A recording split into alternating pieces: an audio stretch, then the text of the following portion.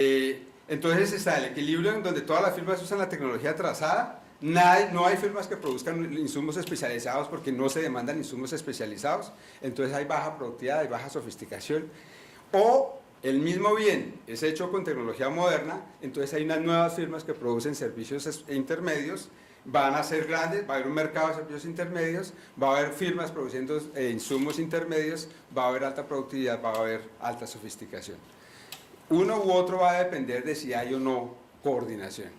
Y por lo tanto, simplemente esto les llega a un punto esencial, y es que después de haber arrancado personalmente desde Hausmann y de la idea de Hausmann muy sugestiva de que lo importante es qué producir, creo que cada vez me he ido convenciendo cada vez más que lo más importante es cómo producirlo.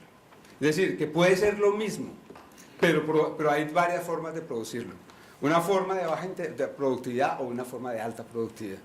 Y que la coordinación le puede a uno ayudar a resolver ese problema de cómo producir y a mejorar el cómo producir. ¿Y por qué quiero resaltar ese tema de la coordinación? Quiero resaltarlo porque los retos de coordinación son principalmente locales. Es decir, cuando uno dice la provisión de infraestructura no ocurre en el aire, la provisión de infraestructura ocurre específicamente en territorios, en lugares, en espacios específicos. La oferta de insumos y servicios no transables. La disponibilidad de trabajo calificado, típicamente sí, uno puede viajar de una ciudad a otra, pero el trabajo calificado llega y se hace en unas regiones, en unos sitios, en unas ciudades, y ahí tiende a quedarse, y eso hace que no esté en otras partes. Entonces, la disponibilidad de trabajo calificado, la disponibilidad de calidad de bienes públicos locales. O sea, los problemas de coordinación no se dan en el espacio, los problemas de coordinación tienen en su gran mayoría una connotación local. Y los agentes que se tienen que involucrar también son locales. Son los productores de bienes intermedios, son los proveedores de infraestructura, es el gobierno nacional, pero es en gran grado los gobiernos locales. Son los centros de formación y desarrollo tecnológico, son las universidades.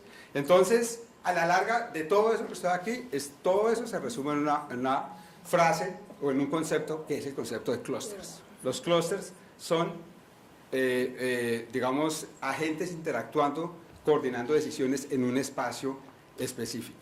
Y eso es así de importante porque si uno mira la experiencia mundial, digamos, los ejes de innovación en el mundo son justamente esos clústeres. Y basta ver el mapa de los clústeres, en este caso high-tech en Estados Unidos, para ver de qué estamos hablando.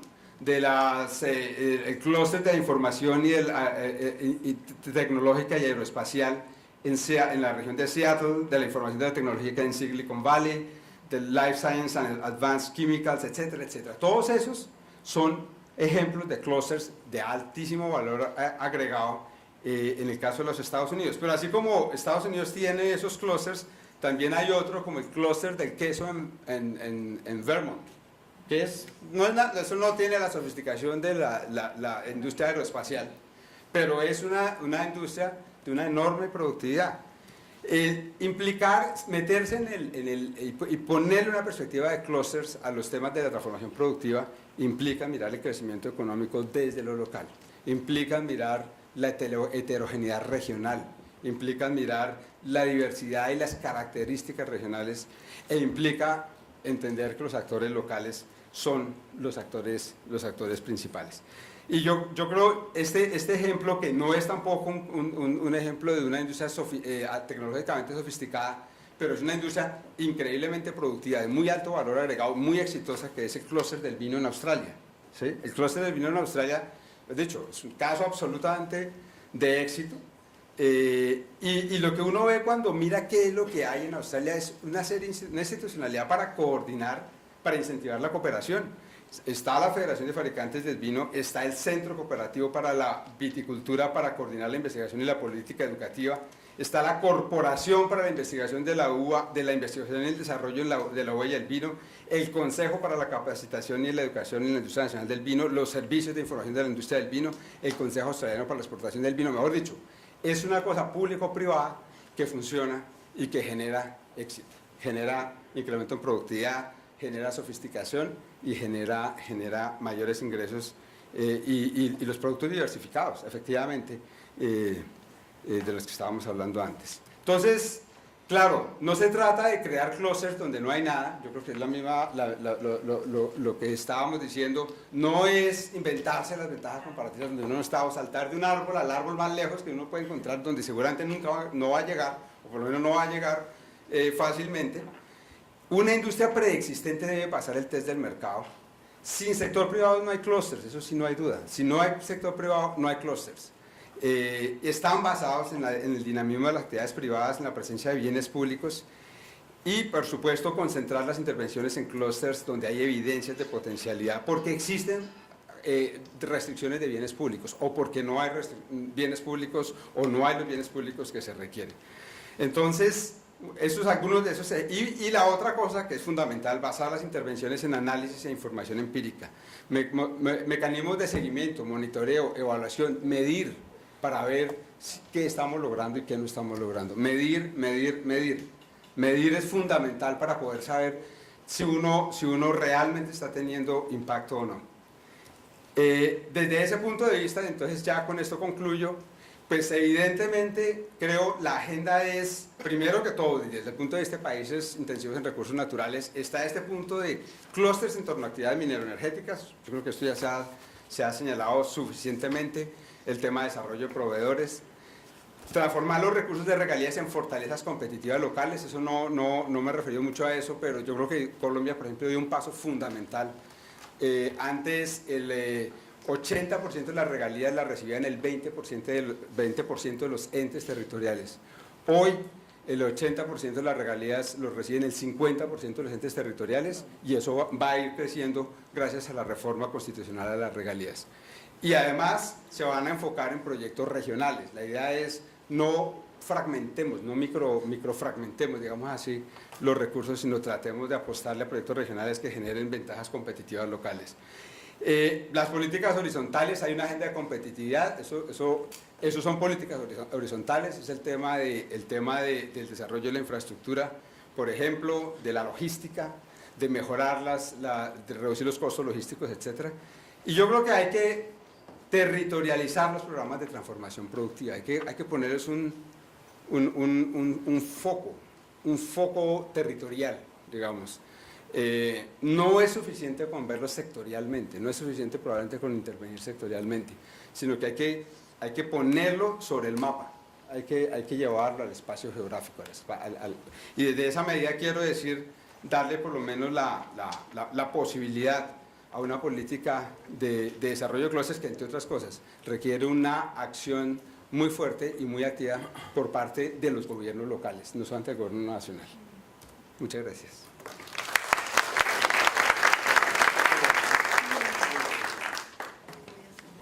Muchas gracias, Juan Mauricio. Creo que el orden de las exposiciones ha ayudado para poder exponer estas ideas acerca de cómo dar este gran salto a partir de bienes primarios, ir agregando tecnología, primero en base a proveedores, fortalecer estos proveedores para que puedan en un momento dar este salto de un árbol a otro, ¿sí? Pero sin embargo, este salto de un árbol a otro va a generar que las personas que trabajan en estos sectores tengan las capacidades necesarias, ¿sí? Es decir, cómo hacemos que este cambio de productividad de un sector se vaya a un sector más productivo.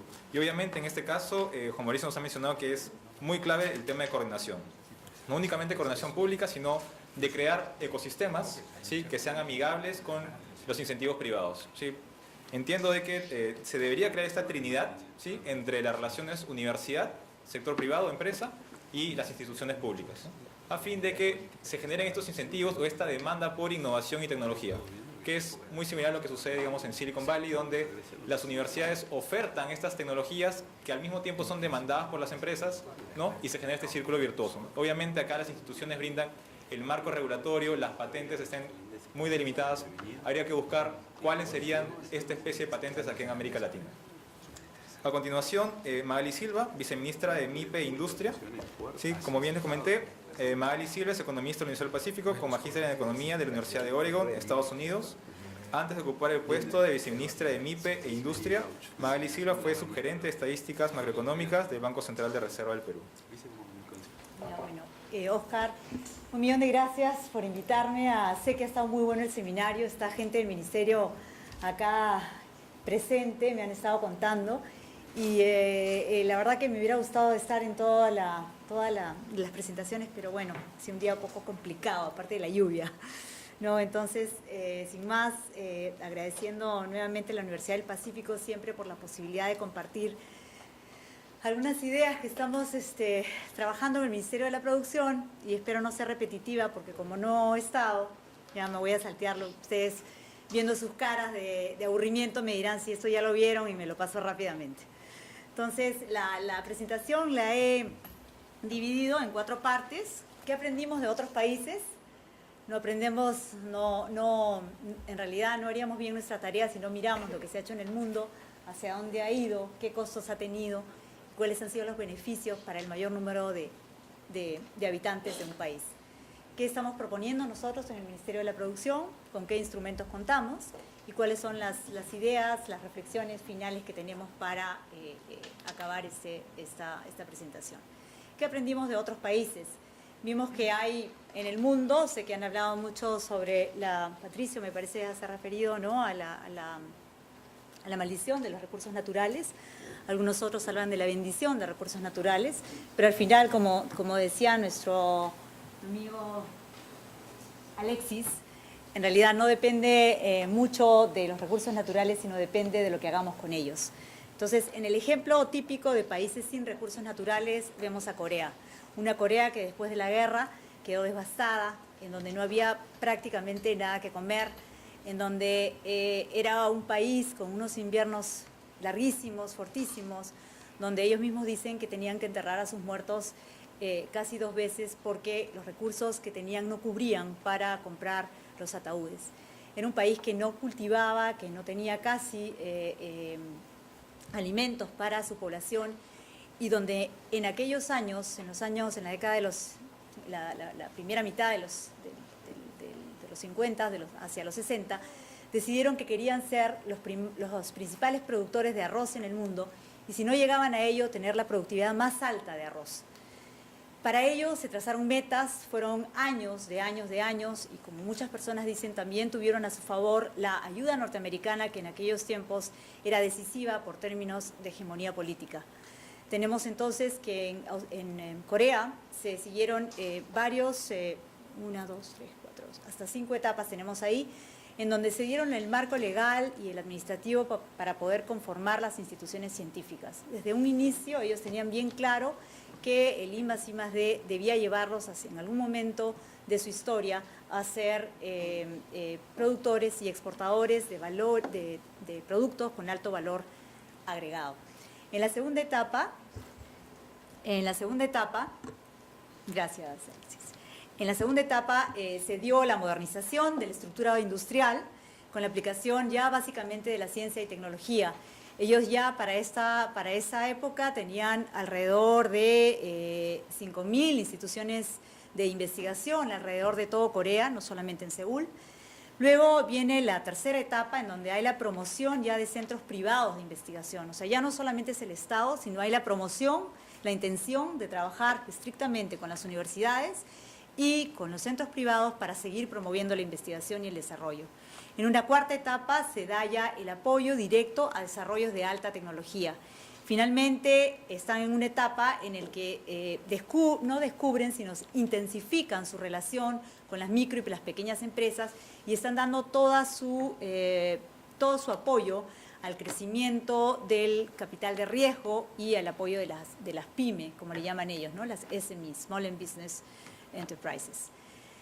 Lo importante que hay que destacar en esta última etapa de Corea es que ellos han mirado el caso de Silicon Valley muchísimo. El caso de Silicon Valley les ha hecho ver a ellos que han descuidado en algún momento de sus políticas lo que son los emprendimientos dinámicos y de alto impacto, que en Colombia se han visto, que en Chile nos han dado con los startups. Chile fue el primero que inició esta historia en América Latina y en donde ahora, bueno, están en Silicon Valley, ¿no?, y hay capital de riesgo interrelacionado entre Chile y todo el resto del mundo. En el caso del Perú, ¿cuál ha sido la comparación que hemos tenido? Empezamos con una industrialización por sustitución de importaciones, luego siguieron políticas heterodoxas hasta los años 80. Ustedes saben que acabamos con una hiperinflación, una de las más altas del mundo, el desempleo más alto, teníamos caída de PBI, a ello se sumó en el año 82 el fenómeno del Niño que se trajo abajo pues la economía peruana cayó 13% en un año. Imagínense ustedes lo que nos cuesta crecer a tasas moderadas de 6% 2 años y en un solo año el fenómeno del Niño se llevó todo ese crecimiento. Entonces vinieron las reformas estructurales en donde hubo que tomar decisiones importantes de política y decisiones que causaron mucha conmoción en la población y luego estamos ya en esta última etapa en donde estamos viviendo ya como una especie de continuidad de la estabilidad macroeconómica en donde ya tenemos una inflación de niveles internacionales 2%, alrededor de 2%, con una independencia de un Banco Central autónomo. Tenemos también, además, hemos firmado 17 tratados de libre comercio, en donde estamos llegando prácticamente a todos los países del mundo a través de grupos como, por ejemplo, la Unión Europea o APEC, ¿no? Las economías de APEC, ustedes saben que nos han mantenido con un crecimiento fuerte en los últimos años.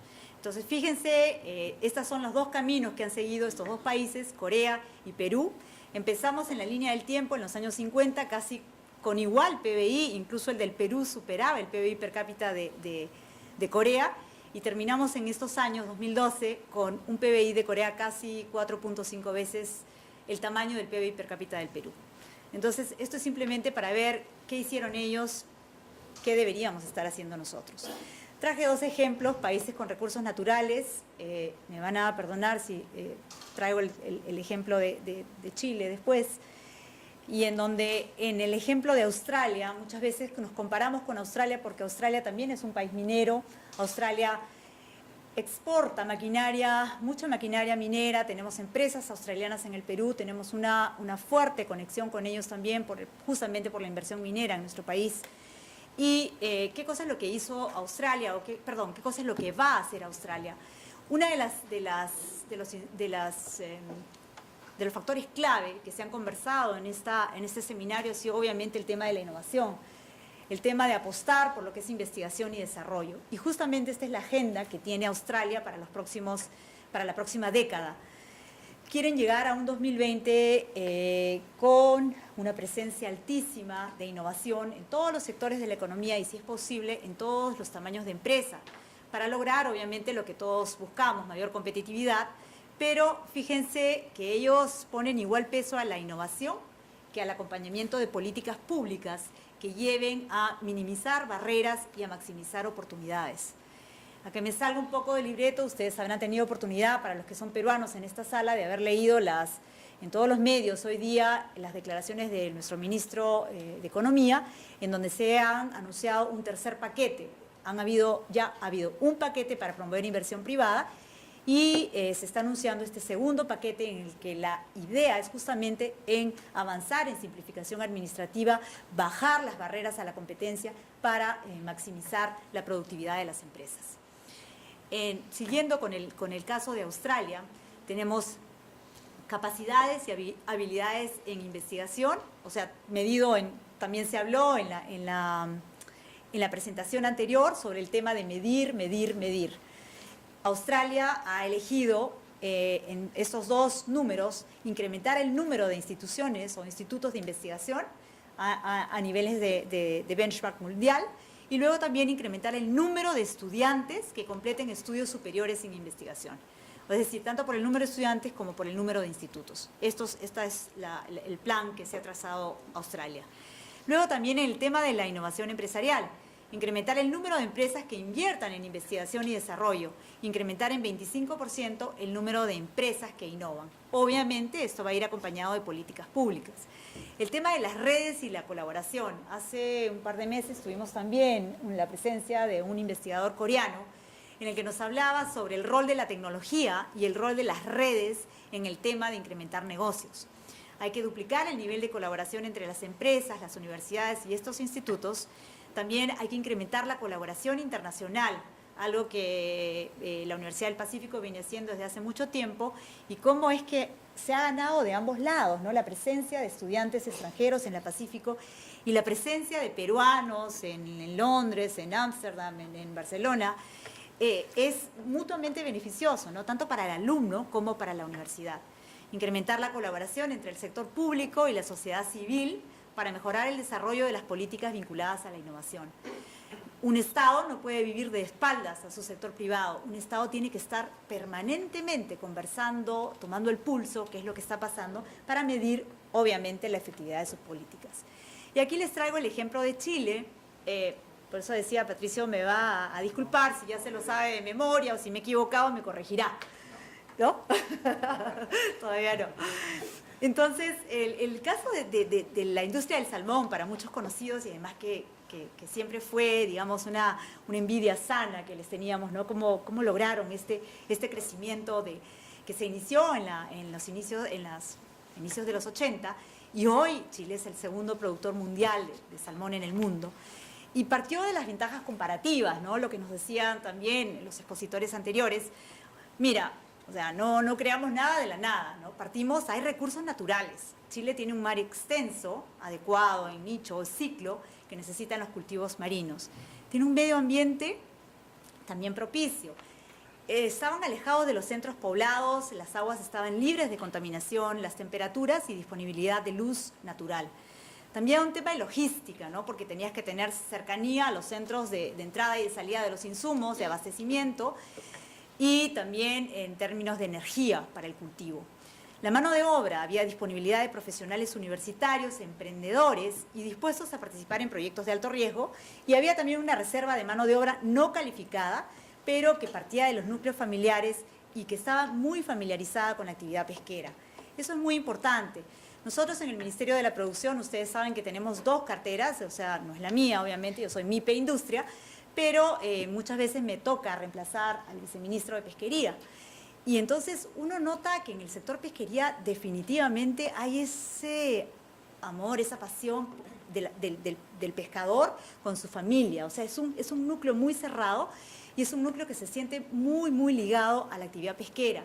Entonces, en el Perú, ustedes saben que pasamos por ciclos, como toda actividad pesquera que es estacional, y en los momentos en donde no hay pesca, nosotros estamos trabajando en actividades de readaptación para crear actividades alternativas para que los pescadores puedan traer ingresos a sus familias.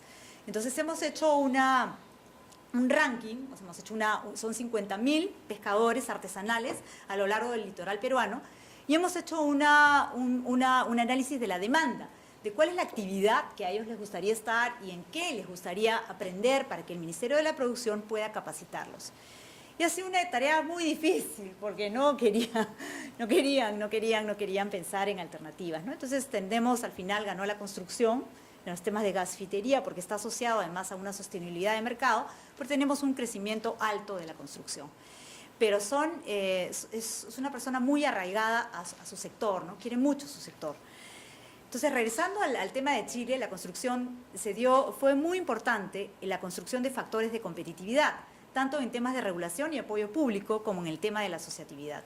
O sea, en la regulación se estableció un marco jurídico, se definió un sistema de adjudicación de concesiones marítimas, litorales, ¿no? Que abrió el mercado a nuevos agentes, apoyo público desde el Estado en todo lo que era materia sanitaria, comercialización y transferencia tecnológica, y luego también existía esta clase pujante, estos empresarios que tenían una visión de futuro, una visión de oportunidad de negocio y también, o sea, tuvieron el coraje de asumir el riesgo inicial. Con ellos se formó una asociación de productores de salmón y trucha, hoy es la Asociación de la Industria del Salmón, y que asumió distintas iniciativas desde la gestión, desde búsqueda de mercados y la sostenibilidad. Muy importante porque la sostenibilidad del recurso solamente se logra con el cumplimiento de normas de protección de la especie. Luego tenemos la construcción continuando con la construcción de factores de competitividad, se dio un aprendizaje tecnológico en toda la cadena de valor, ¿no? Desde el productor final hasta al proveedor de de los insumos, algo que se comentó también en este panel, que es el tema de la gestión completa de toda la cadena de valor. El desarrollo de ofertas de local de insumos, ¿no? También se ha referido a los servicios claves, a estándares competitivos, como todo lo que es la provisión del envase y el embalaje, desde los alimentos, vacunas, balsas, etcétera, hasta el transporte marítimo. La formación de capital humano con un perfil especializado, o sea, Chile empezó con toda fuerza lo que era la multiplicación de todas las carreras que tenían relación con la crianza del salmón, bioquímicos, ictiopatólogos, técnicos acuícolas, ingenieros y administradores con mención en acuicultura, ¿no? Cuando uno va al Perú, y ya veo a Rosario, que nos encontramos en Pucallpa, ¿te acuerdas? Y cuando nos les preguntábamos, no en la universidad, pero las carreras obviamente no estaban pues totalmente llevaban a una promoción de lo que era la cultura, ¿no? Todo el valor del valor forestal, por ejemplo, no hay carreras totalmente asentadas, ¿no? Entonces tenemos que aprender de otros países que sí han tenido éxito. En 15 años, la industria del salmón logró multiplicar en 200 veces su producción, incrementar en 100 veces sus exportaciones, generar 37.000 puestos de trabajo, ¿no? 25.000 directos y 12.000 indirectos. Y obviamente contribuir, pero significativamente, a la reducción del nivel de pobreza y pobreza extrema en la región productora en 50%, o sea, a la mitad bajaron su pobreza. ¿Y qué reflexiones nos llevan de estos dos casos? Que la existencia de abundantes recursos naturales no es suficiente, que lo que se debe hacer es atender otros aspectos, y algunos incluso había estado revisando, que son hasta recomendados por la OECD, o sea, desde incentivos tributarios, ¿no? Todo lo que está especialmente ligado a la inversión, a la investigación y desarrollo. Incentivos desde el lado de la demanda también, porque el Estado no debe meterse en, por ejemplo, fomentar las compras estatales, ¿no? Esto es una gran idea. En el Perú ha dado muy buenos resultados, tenemos 2 ejemplos exitosos en los 2 últimos años. Estándares y regulaciones, que el Estado no debe olvidar su labor. Los emprendimientos, incentivos financieros, reducción de trabas administrativas, clústeres, especializaciones inteligentes, para acercar a las empresas y facilitar los recursos humanos calificados y brindar servicios de apoyo. Patentes, software, material genético y formas de negocios.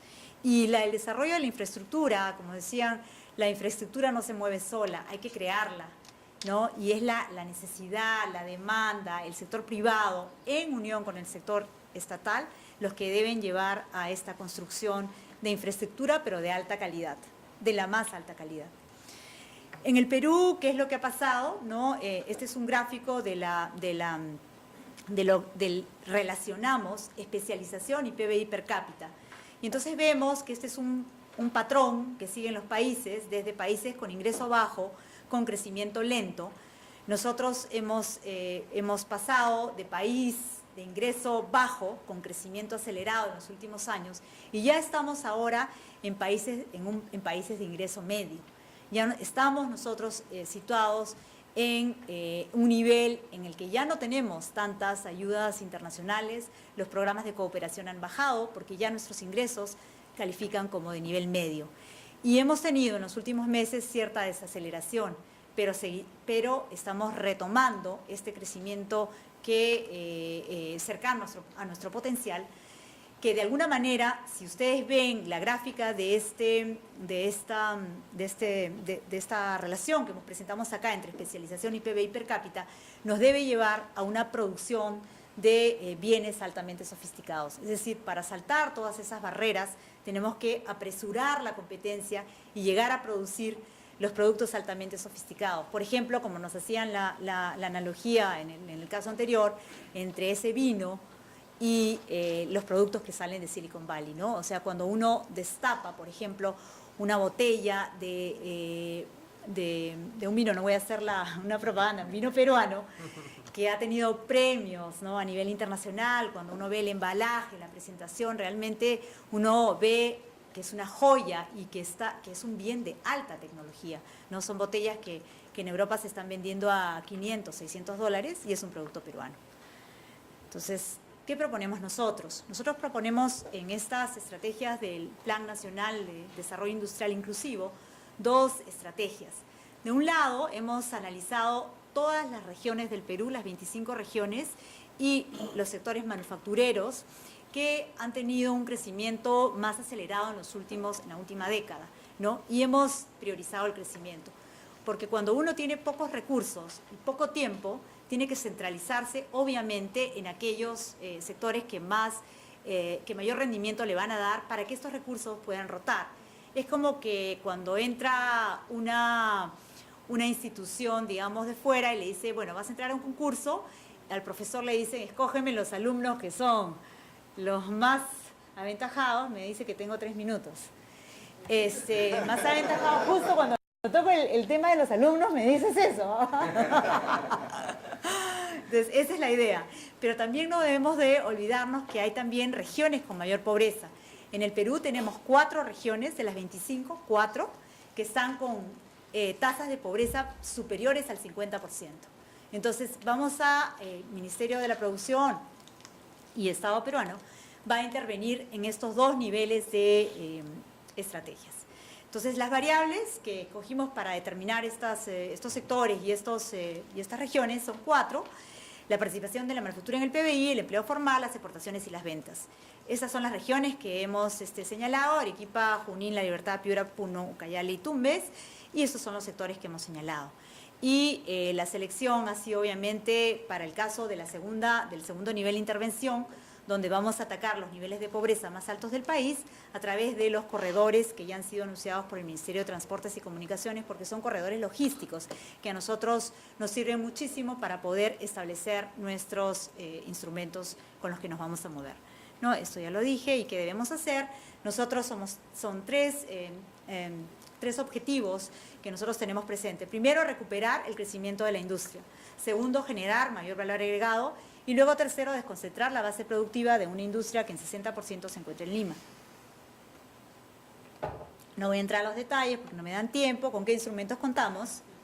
Instrumentos del Plan Nacional Industrial,